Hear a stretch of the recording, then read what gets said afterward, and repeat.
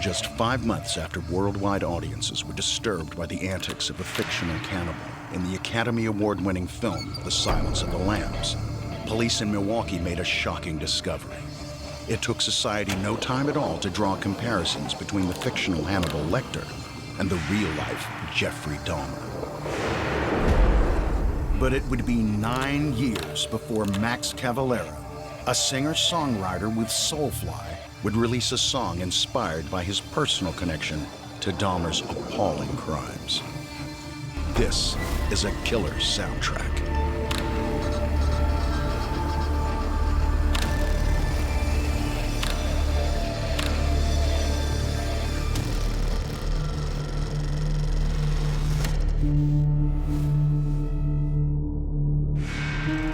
Jeffrey Dahmer is probably considered by many people who look at serial killers as perhaps the most frightening. He's referred to among professionals as what's known as a hedonist lust killer. I've seen people go in, never come out.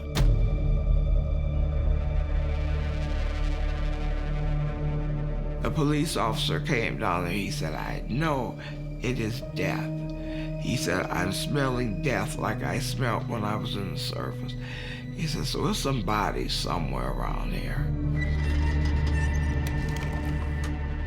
The day we were there was right when it happened.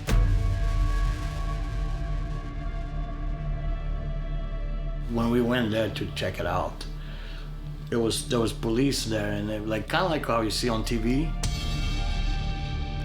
A lot of people who knew Jeff as a unbeliever have a hard time believing he converted or how he changed. And this is the idea of what religion is all about, is you change character.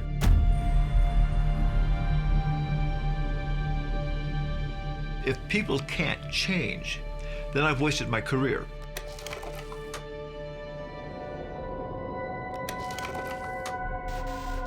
The fascination with Jeffrey Dahmer began with the broadcast of news clips of police officers carrying evidence from his apartment. And when the details of his secret life were thrust into the public domain, first via bulletins and later through the details unwound in court, he became ingrained in the cultural consciousness of the Western world. A killer of 17 boys and young men between 1978 and 1991, Dahmer's crimes were even more horrific in nature than number. His diabolical deeds inspired musicians to write songs about him, while parallels were drawn between Dahmer and the fictitious characters in literature, film, and music. Jeffrey Dahmer was evil. He was a monster, and he was a killer who dismembered and ate parts of his victims. His murders were motivated by the fantasy of imagining that he actually loved his victims, and he wanted to keep them alive. Killing was not his desire. It was really to have a living zombie is what he wanted. He wanted a sex slave, his own sex zombie, who would live with him and love him forever. So in a very strange and disturbed way, he was looking for love in all the wrong places. Therefore, his twisted pathology and his need for lust and love makes him in many ways just the most frightening killer of all. And I think it also had that sort of impact on the public. When Tracy Edwards escaped from Dahmer's clutches on July 21st, 1991, and drew the attention of passing police officers, the horrors of the previous 13 years were about to unfold.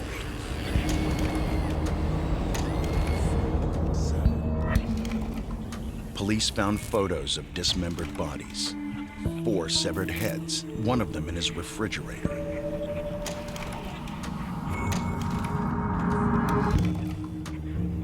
Two human hearts and a human muscle wrapped in plastic. They also found bodies dissolving in acid solution, skeletons and various other body parts. On the one hand, repulsive. The horror of Jeffrey Dahmer was instantly fascinating. Max Cavalera, at the time a singer with Sepultura, was one of those captivated by the story. We were doing a show called Milwaukee Metal Fest. It's a huge festival in America, very underground. But there's like 2,000 people at the show. Sepultura was one of the bands.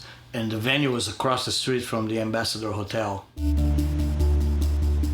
He killed there and stuff, and heard that was a couple blocks from the venue was his house. So we went there, and it was like police, tapes all around the house. There were still a lot of reporters, a lot of TV crews and stuff like that. Like the whole street, it was full of people watching. As the name Jeffrey Dahmer was being written in newspapers and read on TV bulletins for the first time, Max and Igor Cavalera, the architects of Sepultura, were approaching the peak of their powers, their lives in Brazilian poverty having influenced their impressions of the world. Well, we came from a third world country, Brazil. We had a different idea of Brazil than the rest of the world have of Brazil. For the rest of the world, Brazil looks like a paradise, It's like tropical beaches and women in bikini and Pelé. Our Brazil was dirty, crime, was ugly, violent. Police hated us. Society hated us, and we were poor, pissed off. We're poor, pissed off third world kids, just like hating everything, and we just metal as our weapon. Armed with a band inclined to a musical genre that ran contrary to the mainstream, whose fingernails scraped against the norm, Max and Igor Cavalera had climbed out of local obscurity and into international recognition. In 1996, Max Cavalera stunned the metal world by calling time on his stint with Sepultura and establishing Soulfly. If it was a risk, it was not one considered by Cavalera, who led his new band on a similar path of success. The Soulfly gold record in America is one of my favorite things because America is just so hard to sell records here. I don't write music for that reason. I write more for the fans and to hear from the fans. But before the birth of Soulfly, and after the grit and grime of Brazil, Max Cavalera relocated to Phoenix, Arizona, to work on Sepultura's fourth studio album, Arise.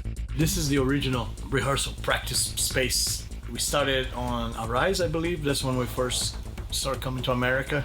And then Soulfly's whole career has been here. So we had this place now for about 25 years. Although Cavalera took no immediate inspiration from the event, almost 20 years later, he sat down to write a song that reflected on Dahmer's crimes.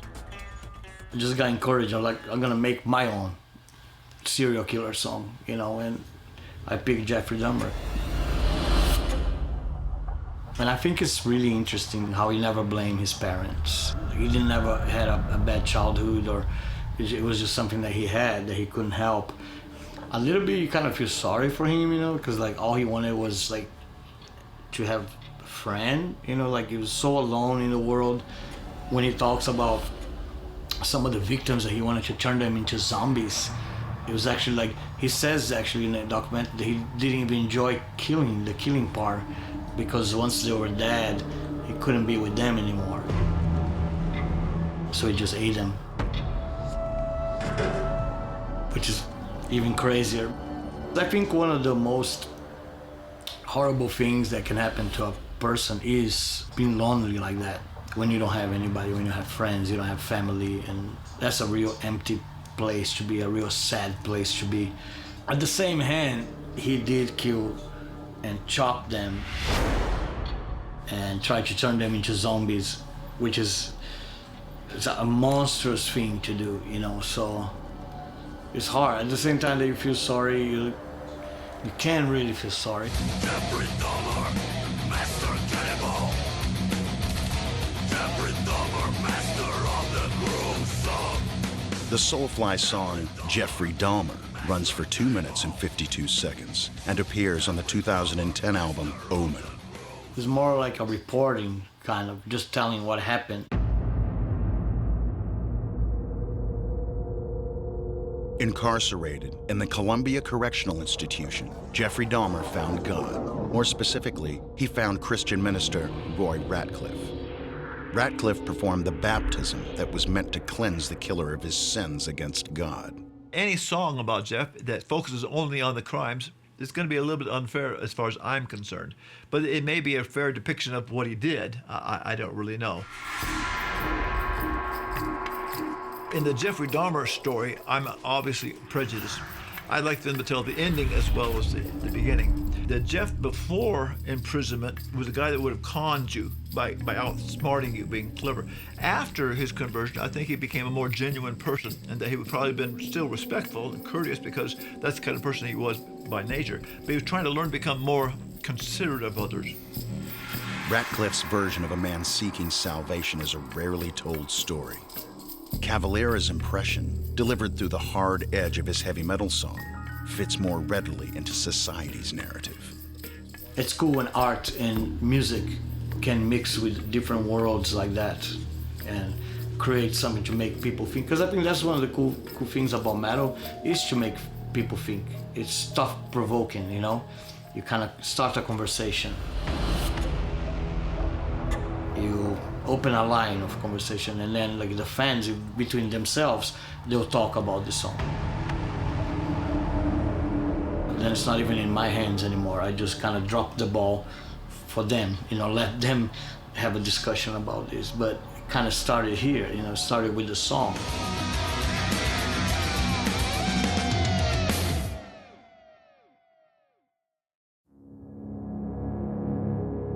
Dahmer's journey towards becoming such a despicable individual began in Milwaukee, Wisconsin, where he was born in 1960.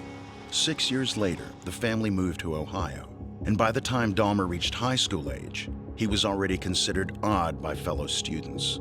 Some of them disturbed that he would regularly arrive at school intoxicated through alcohol. But the first signs that all was not well in the mind of Jeffrey Dahmer occurred even earlier, when he developed a fascination with dead animals.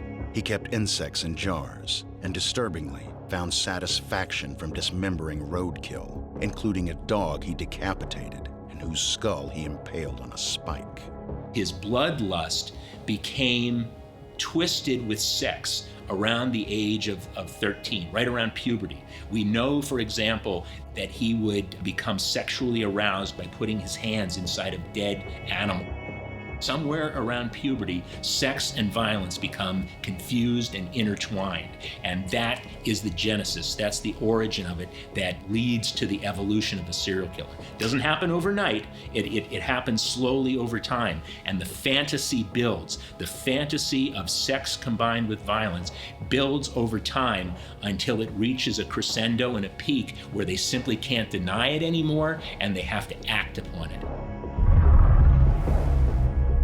In his case, was it inevitable that he was going to kill? Yes, I believe that it was inevitable. But this phenomenon in Jeffrey Dahmer, his pathology, is an extremely rare thing. The fuse inside Jeffrey Dahmer burned until just 3 weeks after his high school graduation, when he killed for the first time. Just 18, Dahmer lured hitchhiker Stephen Hicks to the family home, which was empty owing to his parents having split up. After drinking with Hicks in the hope of sleeping with him, Dahmer hit the teenager with a dumbbell, then strangled him to death. He dismembered the body and buried Hicks before returning to dissolve his skin in acid and crushing his bones with a sledgehammer.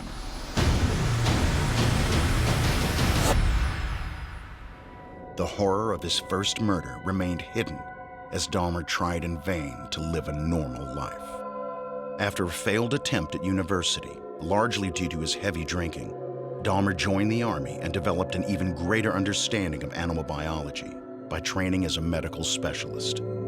It would help him greatly in dismembering bodies later in life. But Army life was not for Dahmer either, and in 1981, he was discharged.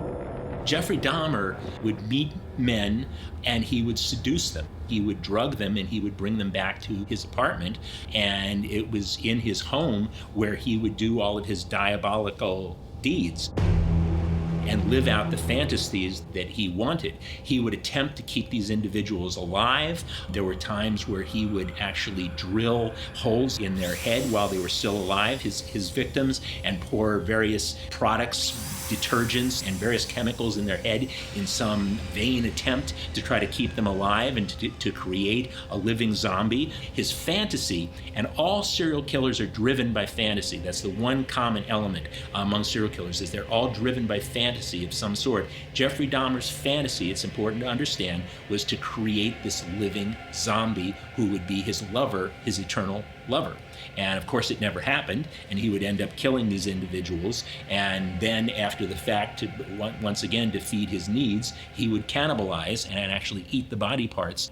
And the reason he would do that, part of his pathology, he believed that by literally digesting parts of these men, that they would live within him forever.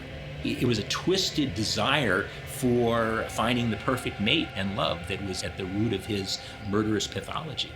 When Dahmer killed his victims, generally they were unconscious. And I think that had they been conscious, he wouldn't have killed them. What he was looking for, again, is the connection with these individuals. If they had remained to be conscious and lucid, then the fantasy would have continued. But when they reached a state of unconsciousness, it was almost as if it's too late now. So it was time to kill them. I don't really think that the murder itself was the primary motivation. He got the least satisfaction out of killing itself. It was everything that led up to it.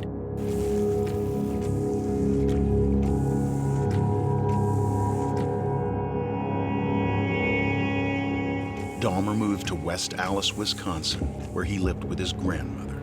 He worked briefly in a blood bank and later in a chocolate factory as his fantasies about killing grew. In November 1987, Jeffrey Dahmer killed again. He lured Stephen Tuomi to a room at the Ambassador Hotel with the intention of drugging and raping him.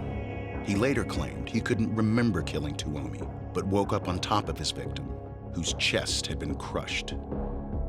Just as he had with Stephen Hicks, Dahmer dismembered the body and disposed of parts after stuffing them into a suitcase he took to his grandmother's. Just over 9 years had passed between the killing of Stephen Hicks and Stephen Tuomi. The next 15 murders would be committed in less than 4 years. He would find these men oftentimes in bars, or he would develop a connection, and then he would drug them and take them captive. Dahmer was a very diabolical individual, but yet in many ways a very impassive individual and unassuming. And I believe that's why he was not on the radar of law enforcement at all, or considered even that strange by people who knew him. Pamela Bass knew Jeffrey Dahmer better than most people.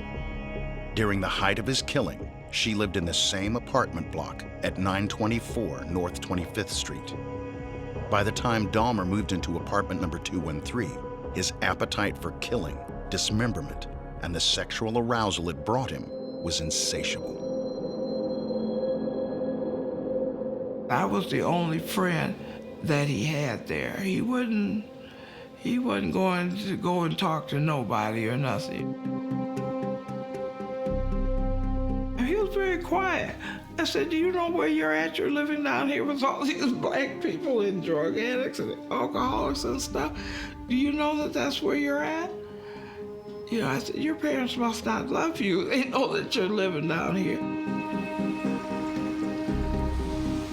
He was a very average-seeming individual and not at all violent in terms of his interactions. So he was that everyman serial killer who is also very frightening, because you never would think that he was a serial killer. You would never, anyone who knew Jeffrey Dahmer would never think in a million years that he was doing the things that he was doing.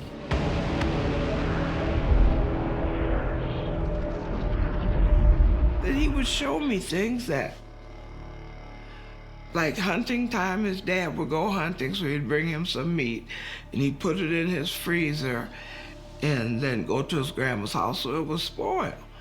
or that's what he told me. It's spoiled and stuff.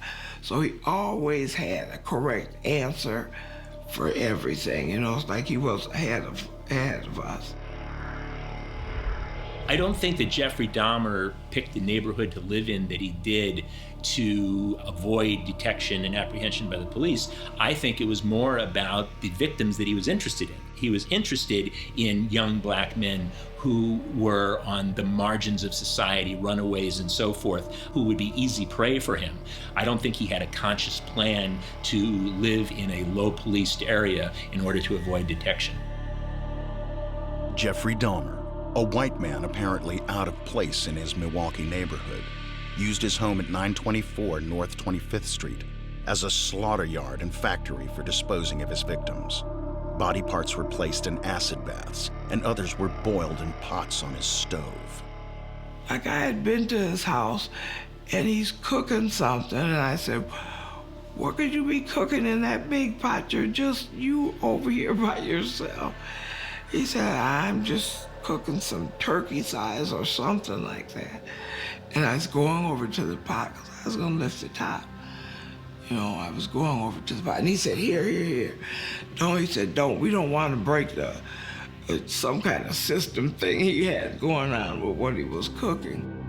Pamela Bass came even closer still to the depravity of Jeffrey Dahmer, who would later confess to acts of cannibalism when he offered her a sandwich she now suspects contained human flesh.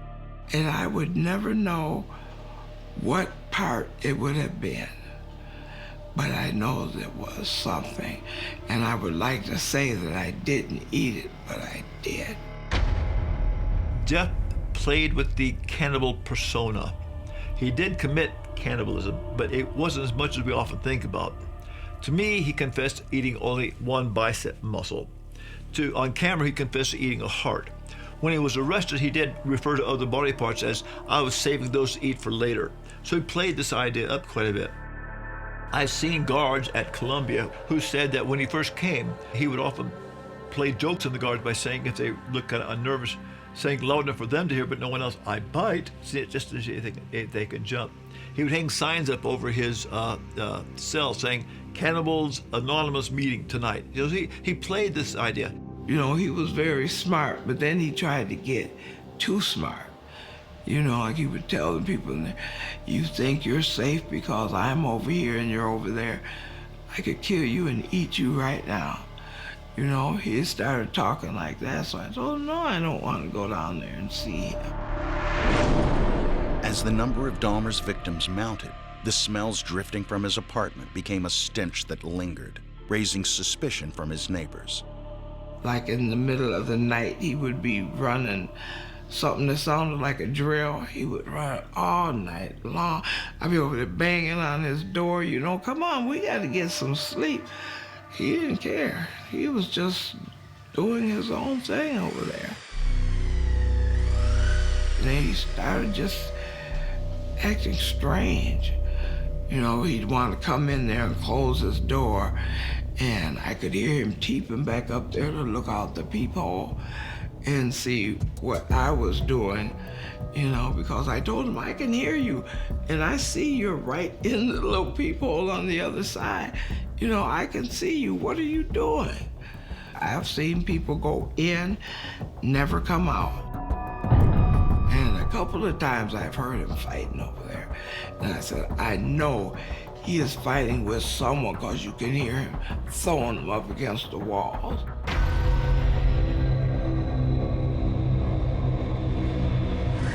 Dahmer's unusual, often nocturnal activities had raised suspicions of neighbors, who would soon find out there was something far more sinister going on at apartment 213. I know a couple of us called the police, and they either would not come or they would come and look at everybody like, y'all are a bunch of drunks. I am not coming down here anymore. Y'all are just complaining. You don't know where the smell is, but you won't take us there. So that's your job. We called you down here for you to do your job. They wouldn't do it. Or we thought it was this lady's diapers for her kid or something. But it was always something. So, I would imagine that they would get tired of coming down there. you know, because it's the same thing over and over again.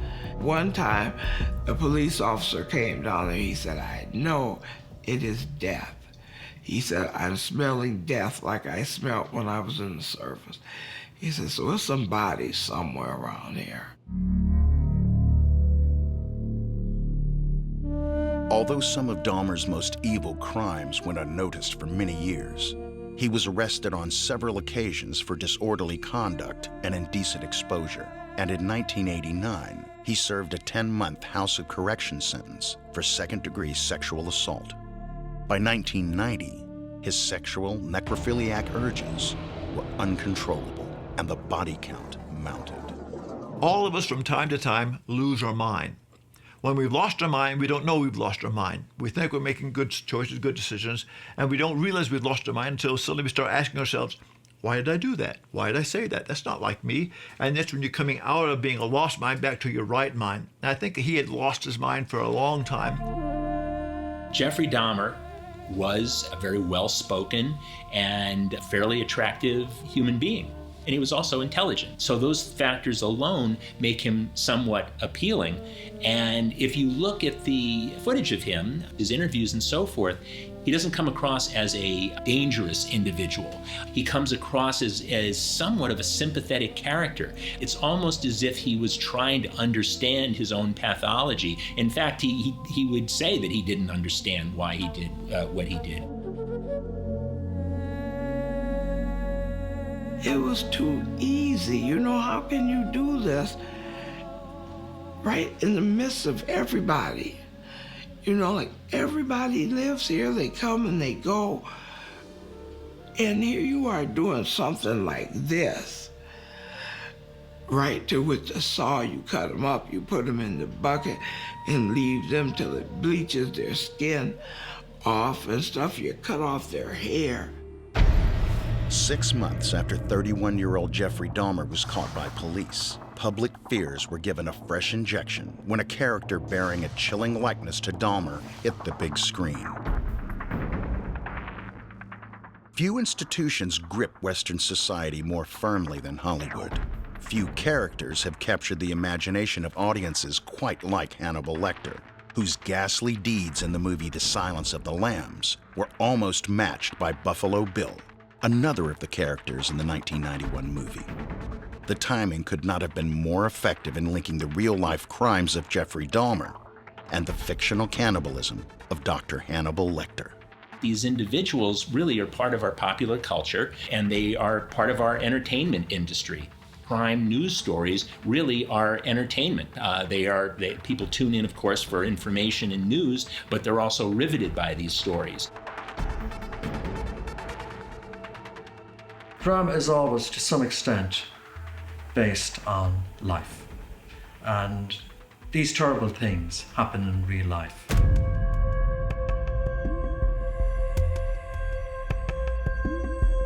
Dramatizing it is not in any way condoning it at all. And in actual fact, dramatizing it helps form debate and discussion on these issues, and it can be a very, very good thing, because very often these things are disingenuously swept under the carpet and not dealt with in a serious manner. So I think dramatizing it morally it can be very, very good.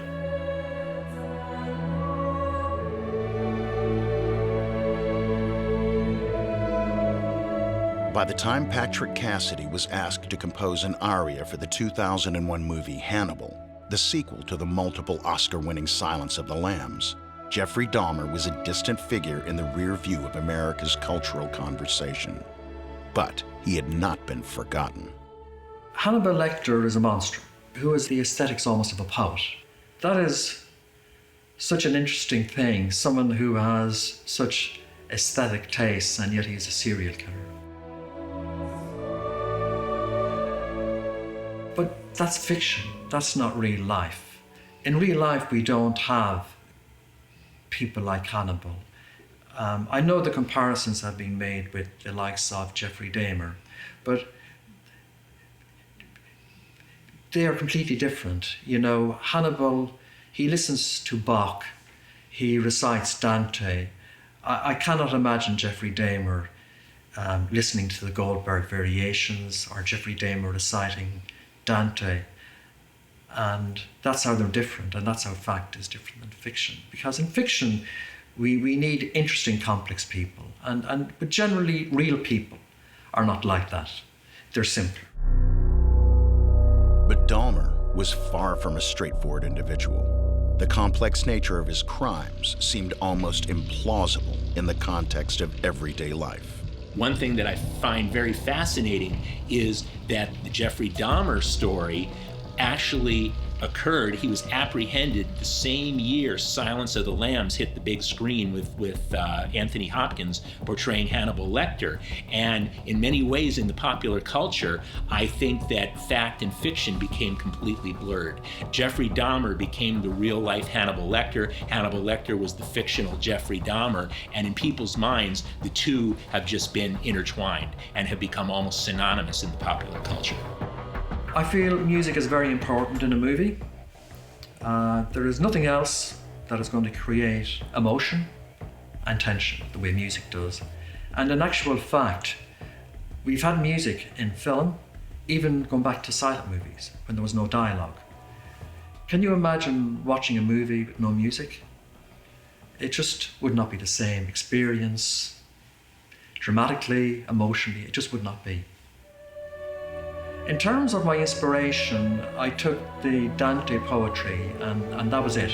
I really took no other consideration because we should remember that Hannibal Lecter loves opera. He loves Italian culture because he's there in Florence as an expert on Dante. So the only brief really should be that it's a good piece of Italian classical music, nothing else. It was appropriate that in writing the musical composition for Hannibal, Patrick Cassidy should take inspiration from Dante, an Italian Middle Ages poet who lived in crude and cruel times. One of his most celebrated works, The Divine Comedy, describes a journey through hell, purgatory, and paradise. His La Vita Nuova, Italian for the new life, guided Cassidy through the creative process. There is a reference in La Vita Nuova to, well, Hannibal Lecter interprets it as cannibalism. I'm not sure about Dante. I think for Dante it was more a metaphor, but the lines were, "And of this burning heart, she trembling, obediently eats. Weeping, I saw him depart from me." Clearly a metaphor, but it seemed to mean something else, possibly to Hannibal Lecter. The facts of Jeffrey Dahmer's killings were equally, if not more, disturbingly stranger than the fiction of Hannibal Lecter. Because it was a horror show. That's what I said they should probably. But I said, why make up another movie? They're going on out here. The capture of Jeffrey Dahmer, the revelation of his murderous reign, and the media attention on a neighborhood that had felt ignored by authority for so long wasn't welcomed by everyone. I was not in a good place. But I heard it when it came out, and everyone started cheering and clapping. And I went in my room and I started crying. I have another theory about these infamous killers and serial killers specifically, that Ted Bundy and Jeffrey Dahmer are popcorn entertainment, just like Hannibal Lecter in Silence of the Lambs, until they show up at your front door. When Jeffrey Dahmer shows up and he kills your brother or threatens you, suddenly it's no longer entertainment. Now it's very real. But up until then, how different is Jeffrey Dahmer than Hannibal Lecter to the average person? It's simply a horror story to be enthralled by and frightened by, but it's not real because it doesn't affect your life. But when it affects your life, then it takes upon a whole different orientation and impact. It was sad to look at the pictures and say, I knew him. This man was a killer. It was particularly difficult for Pamela Bass, one of Dahmer's few friends, and a woman who had felt betrayed by her neighbor, despite her deeper thoughts of forgiveness. You don't want to, but being a Christian, I know that that's what I'm supposed to do. But every now and then, you know, I get people that call me on the phone and say, how can you forgive him and you were that close to him? And don't you feel like they tried to assume you was doing some of the stuff that he did? You know, I said, oh no, it wasn't like that, but I try and not get so into it where I have to make a decision. As I try to follow Jesus, yes, I have to say I can forgive any serial killer. And it's something I have to do for myself, not so much for their sake. They're not getting anything from me by my doing it, but it's primarily on my part that I can say of them, well, they're still a human being. They're still been created by God.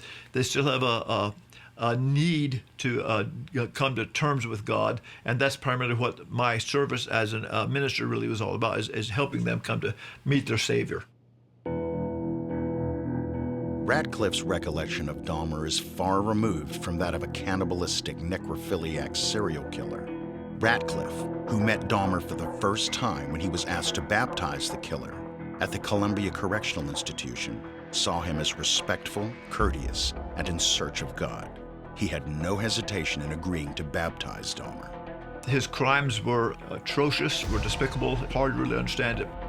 I could have said no had I been convinced that it wasn't a genuine desire on his part, that he was doing it for manipulative purposes or something of that nature. If I was convinced, and I was convinced, that it was an honest effort on his part to get himself right with God, to do what he could do to say, this is what I believe, and I'm going to follow through with my belief and so forth. For him, it was a major shift in his character, a major turnabout is what it came about.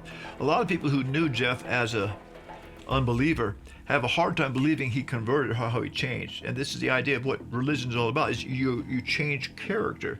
If people can't change, then I've wasted my career. After the baptism, Radcliffe returned regularly to prison and established a friendship with Dahmer. It allowed him to see the killer in a light not shared by the families of those whose loved ones had been murdered. Most of them still maintain their bitterness, and people, you know, Jeff is frozen in time as far as they're concerned, and it cannot change. It's cast in stone. You know, that's as far as it goes, and so their minds are closed as far as that's concerned. And my story with Jeff is that there was a change, and I saw the change, and I helped to develop that change as he became a different kind of person. That grudge will eat you up, will eat you alive. You do more damage to yourself than to the person you're angry at. Most of the things when it comes to the Jeffrey Dahmer story, everyone thinks about is, oh, how bad, how many people he killed, oh, how he cut them up, oh, how, you know, the acid, and all the various details about how icky and terrible it was over there. Oh, isn't that a terrible thing? All right, yes, but eventually he comes to believe in God. He tries to change his life. And to me, I realize I'm prejudiced, but to me, that's a big story as opposed to all this other stuff. That other stuff's kind of impressive, but the big story is that someone like that could change.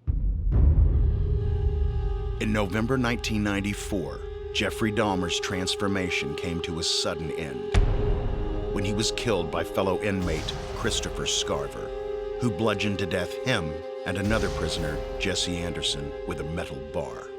I kind of got mad at the guy that had killed him, but I had been thinking all the while that they had him, somebody is going to kill him. They found religion in the jail, but the outcome is the outcome. Kind of want to question, where was God there then, right? To save him, but at the same time, does God want to save a guy that did all those murders? I don't know, it's complicated. It's really deep. My faith is if you put your faith in Jesus and you obey him, that you will go to heaven. You don't go to heaven because you're good, you go to heaven because you believe. Did he believe? I believe he believed. So if people were asking me what my opinion is yes, I think he will go to heaven. Many people have a hard time with that because all they can see is the dark journey, but they can't see the deep grace. The deep grace is you're getting more than you deserve. So yes, I think he got more than he deserved. I think he goes to heaven, and I anticipate if I go to heaven too, which I hope to do, that I'll eventually see him again. Someone like a Jeffrey Dahmer strikes in a community, it leaves an indelible mark on that community, affects all of the individuals, and it is almost like a sense of a loss of innocence. It was real funny at the end when I had thought about it, and I said, I took him and we went down. I said, we're going to catch this murderer. And I took him down there and we cleaned up his whole house and stuff like that. I said, well, see, now you can pack all your stuff up in your room if that's where you want to go and hide from this man. And then I think back, and it's you. And it's you doing this. You are the reason behind all this. People begin to question their own safety. You know, well, if Jeffrey Dahmer literally was living next door, then how safe am I? I mean, when could this possibly happen again? So I think there's a loss of innocence that goes along with it, along with the unwanted recognition and association with someone who is just perceived as pure evil. In 1992, with Dahmer in jail and his name seared into the collective consciousness, the apartment building at 924 North 25th Street was demolished after tenants were ordered to leave. To me, that was horrible. But I guess if I think about how future people will come and they have known something or somebody who got killed there, they might not want to live there. But I had said it was a nice apartment. I didn't want to move. Why did they want me to move? I didn't do anything. And they haven't done anything with it since. It just sits over there. And said they were going to make it into a playground for the children. They have done absolutely nothing. Nothing. It's just an empty field. A waste. A waste of life. A waste of everything. Just as Jeffrey Dahmer had found God, born again and baptized by Minister Radcliffe, Pamela Bass also sought peace in religion. I was standing in the hallway and a big wind came up and went around me and threw me on the floor. And there was a policeman was standing right there. He seen that, you know, and I was like, okay, did you see that? I said, there they go. To me, speaking, Lord, release their souls, you know, so that they don't have to be here anymore. It must be enough torture for you. You know, somebody came and so that to me brought me closer to my Lord. You know, so I could say to myself, it's all right, it's all right. We started letting the church people come in and bless the house. But faith in God could not resolve the anguish caused by Dahmer's crimes. It'll always be right there. I never will forget it. He'll always be in the corner, like behind my eye. I can still see him. And it's just always gonna be there. I don't want to get close to nobody like I was with him. The horror of Jeffrey Dahmer's crimes has left deep scars in some of those most affected. The worldwide interest in the story and the fascination with Dahmer's despicable acts has also inspired creativity. I always believe, like, you turn something negative into something good. Suffering should give birth to something beautiful. I think it's great that bands actually do that, musicians do that, and are not afraid to talk about kind of taboo subjects like murder and serial killers. I do like working on crime, as long as it's good drama, and as long as I get a chance to write something that's beautiful. Now, something can be dark and also beautiful. That actually makes it all the more harrowing and terrible, that juxtaposition of beauty and the reality of something that's horrendous. We're in a kind of a platform that whatever we do and say, a lot of people listen. I think music's really good for that. Sometimes it's positive songs, or sometimes it's stuff like murder, like Jeffrey Dahmer kind of song that it's not pro-murder. You know, we're not telling people it's okay to go out and murder. We're just telling what happened. You know, this is something that people should know about it. Instead of running away from the subject, you confront the subject face to face, so it doesn't happen again in the future. You know, that's the idea. All too often, horrendous criminals become part of our culture. We all know the names Jeffrey Dahmer, Ted Bundy, Charles Manson, but very, very few people can name even one of their victims. I mean, Dahmer killed 17 young boys and men, and yet you ask the average person to name one of his victims and they can't do it. But yet, most people know the name Jeffrey Dahmer. It is this potential for glorification versus the public's need to know and right for information that is always in a counterbalance. And we have to keep that in mind because it's really important to remember the victims of these individuals. Jeffrey Dahmer, who killed 17 people between 1978 and 1991, lives on in popular culture through film, literature, and music. His victims are also remembered.